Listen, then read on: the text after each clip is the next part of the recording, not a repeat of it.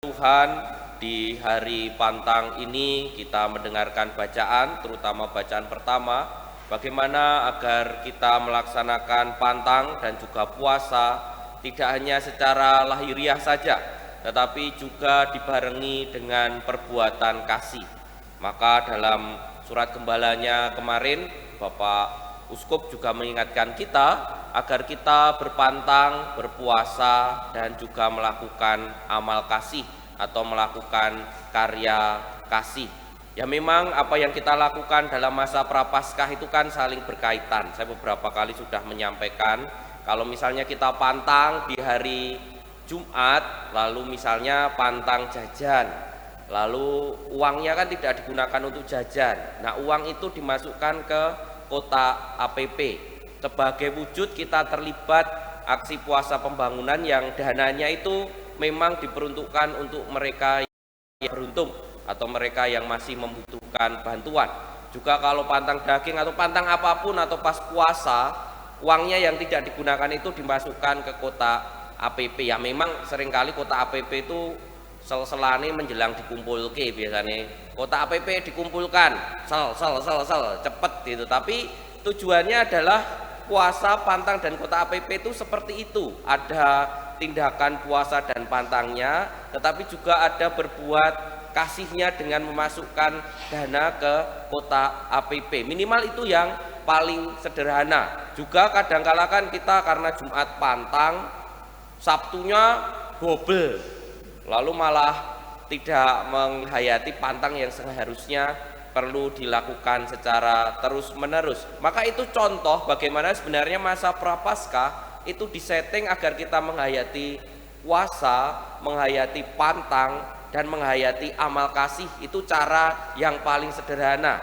Ya tentu saja kemarin ketika dalam Rabu Abu saya juga mengatakan bahwa ketika pada masa Prapaskah ini, baik kalau kita mencari apa yang kurang baik dari diri kita dan kemudian merubahnya menjadi lebih baik, atau mungkin kita mempunyai relasi yang kurang baik terhadap seseorang, lalu coba untuk menjalin relasi yang lebih baik satu dengan yang lainnya, sehingga tidak hanya sekedar menjalankan pantang, wis puasa, wis enggak, tetapi ada niat untuk memperbaiki diri secara terus-menerus sehingga menjadi orang yang lebih baik. Agar apa? Agar kita tidak jatuh kepada apa yang tadi disebut dalam bacaan pertama.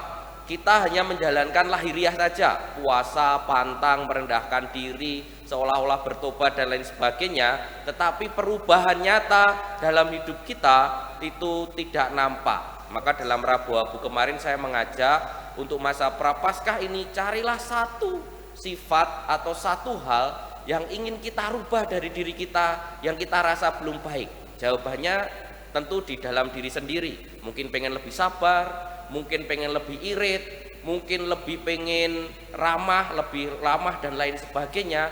Itu bisa menjadi niat kita masing-masing. Lalu nanti kita cek di akhir masa Prapaskah, berubah enggak kita? Atau hanya sekedar kita puasa, pantang seperti yang terjadi dalam bacaan pertama tadi. Maka Bapak Ibu dan saudara-saudari yang terkasih dalam Tuhan, mari bertanya pada diri kita masing-masing, apakah puasa dan pantang kita sudah coba kita laksanakan juga dengan melakukan amal kasih. Kita mulai saja dari diri sendiri terlebih dahulu, menjadi pribadi yang lebih baik dengan mencari satu hal apa yang ingin kita ubah. Kita hening sejenak.